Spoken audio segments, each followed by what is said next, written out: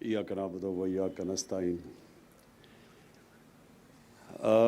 उस्मान डार, आपको फिर से मैं मुबारक देता हूँ। ये जो इनिशिएटिव आपने लिया कामयाब जवान का, बेसिकली आप स्मॉल और मीडियम इंडस्ट्री की बात कर रहे हैं। जो स्मॉल और मीडियम इंडस्ट्री है वो एक आइडिया से खुद चलती है। किसी को आइडिया आता है कि मैं टूरिज़म में कुछ करना चाहता हूँ, मैं छोटा सा होटल बनाना चाहता हूँ, मैं कुछ छोटी सी दुकान लगाना चाहता हूँ, उधर से आइडिया शुरू होता है और फिर वही देखते देखते उस दुकान से वो फिर बड़ा होटल बनता है, फिर रिज़ॉर्ट बनती है। इस तरह दुनिया प्रोग्रेस करती है। तो आइडिया सबसे पहले आता है, लेकिन प्रॉब्लम ये होता है नौजवानों के लिए कि आइडिया तो आ जाता है लेकिन पैसे नहीं होते। और ये बिल्कुल ठीक कहा उस्मान डार ने। यहाँ बदकिस्मती से जो गवर्नमेंट की मदद करनी चाहिए थी स्मॉल और मीडियम इंडस्ट्री को, जो छोटी इंडस्ट्री है, वो बदकिस्मती से कभी किसी ने तवज्जो ही नहीं दी, जिसकी वजह से वो मुल्क जिसका दुनिया में दूसरे नंबर पे सबसे नौजवान आबादी है, सेकंड यंगेस्ट पॉपुलेशन, और वो मुल्क इस इतनी बड़ी रिसोर्स को सही तरह अभी तक इस्तेमाल नहीं कर सका। तो ये अभी जो शुरुआत है हमारी कामयाब जवान की, अभी ये शुरुआत है, क्योंकि बैंक्स का भी अभी तक मसला था। बैंक्स को भी आदत नहीं थी नौजवानों को पैसे देने की, रिस्क आती है, तो वो उसकी वजह से एक पूरा एक इकोसिस्टम ही नहीं था। एक मुल्क में रवायत ही चली गई थी कि नौजवानों की मदद करने की। अमेरिका के अंदर एक सिलिकॉन वैली है, वो सिलिकॉन वैली ने अमेरिका को कहाँ से कहाँ ले गई, आईटी इंडस्ट्री को कहाँ से कहाँ ले गई। और वहाँ 20, 25, 26 साल के नौजवान थे जो आइडिया लेके आते थे। उस आइडिया के लिए पैसा इकट्ठा हो जाता था। एक माशरे के अंदर आइडियाज़ को बैक करने के लिए एक पूरा सिस्टम था, और वो देखते देखते नौजवान दुनिया के सबसे अमीर तरीन आदमी भी बन गए। अमेरिका का भी वेल्थ क्रिएशन, वहाँ की दौलत भी बढ़ा दी, और सारी दुनिया के अंदर कितने लाख नौजवानों को नौकरियाँ भी अब देते हैं।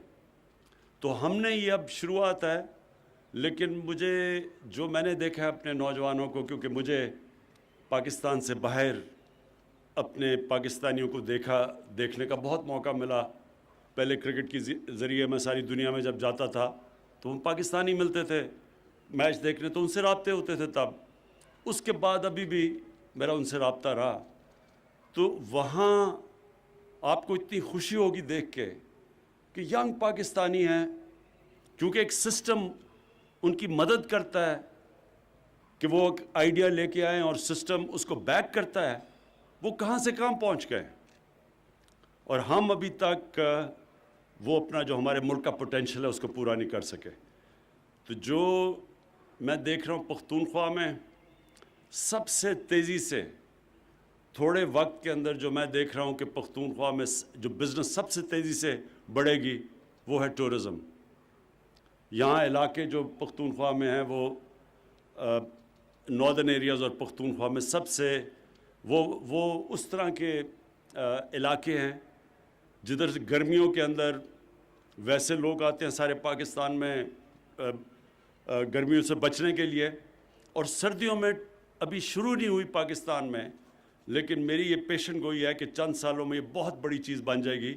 वो है स्कीइंग। जो स्विट्ज़रलैंड के अंदर स्कीइंग की वजह से स्विट्ज़रलैंड में हर साल तकरीबन 80 अरब डॉलर की आमदनी होती है, और स्विट्ज़रलैंड पाकिस्तान के जो पहाड़ी इलाके देख लें तो उससे आधा भी नहीं है। तो हमारा ये बहुत बड़ी एक रिसोर्स है जिसका इंशाअल्लाह हम ये जिस तरह अपने नौजवानों को भी बैक करेंगे अपनी टूरिज़म इंडस्ट्री बढ़ाने के लिए, और वो बड़ी तेज़ी से बढ़ रही है। तो एक तो वो है, दूसरी आईटी है। अब आईटी एक ऐसी चीज़ है कि जो सबसे तेज़ी से दुनिया में बढ़ रही है, और उसके अंदर हमने अब पूरी मदद करनी है अपने यूथ की, उनको बैक करना है। वो सब आइडियाज़ की गेम होती है, और जब भी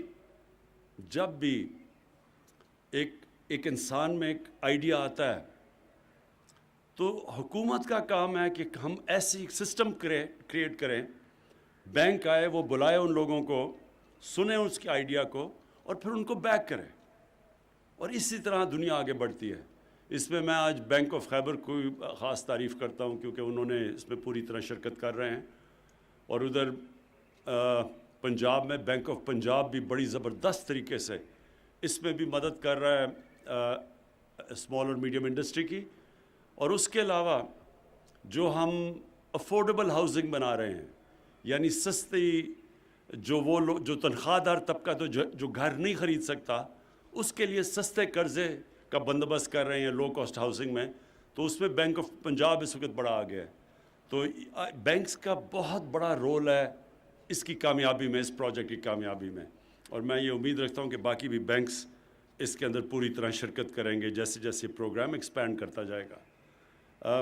میں بالکل ٹھیک آپ نے بات کی عثمان کہ اگلی ہم جائیں گے ساؤتھ وزیرستان, وہ علاقے پیچھے رہ گئے ہیں, وہاں بہت بڑا نوجوان آبادی ہے جو بے روزگار ہے اس وقت, تو ادھر بھی جا کے ان لوگوں کو بھی ہم انشاءاللہ اس طرح کے قرضے دیں گے. جس طرح کا بھی آئیڈیا آیا اس کو بیک کرنے میں قرضے دیں گے. مجھے ایک خوشی ہوئی کہ لائف سٹاک کے اندر بھی لوگ آ رہے ہیں. یہ بہت بڑی ایک فیلڈ ہے لائف سٹاک. ہم دنیا میں یعنی ہمارے پاس گائے بہن سے لائف سٹاک تو دنیا میں میرے خیال میں پاکستان 9 یا 10 نمبر پہ ہے, لیکن جو ہماری اگر گائے 2 لیٹر دودھ دیتی ہے, میں مثال دے رہا ہوں, تو وہی یورپ کے اندر اور ملکوں میں, نیوزی لینڈ میں وہ گائے 6 گنا زیادہ دودھ دیتی ہے وہاں, اور یہ چائنا کے اندر 3 گنا زیادہ 4 گنا زیادہ دودھ دیتی ہے. تو صرف ہم نے اگر یہ جب نوجوان آئیں گے اور اس کو سائنٹیفکلی لائف سٹاک کو چلائیں گے تو آپ کو اندازہ سوچے جتنے ہماری اس ملک میں جگہ ہے ہم لائف سٹاک کو کہاں سے کہاں لے جا سکتے ہیں. اگر ہم 2 گنا بھی کر لیں اپنی پروڈکشن دودھ کی تو سوچیں کہ ہم کتنے ہی اپنی آبادی کا فائدہ کروا سکتے ہیں. اس لیے مجھے خوشی ہوئی کہ کم از کم 2 لوگوں کو میں نے دیکھا جنہوں نے لائف سٹاک کی فیلڈ کے اندر انہوں نے قرضے لیے ہیں, تو میں ان کو بھی مبارک دیتا ہوں. اور انشاءاللہ اگلا ہم ساؤتھ وزیرستان میں جا کے اگلا پروگرام کریں گے. شکریہ.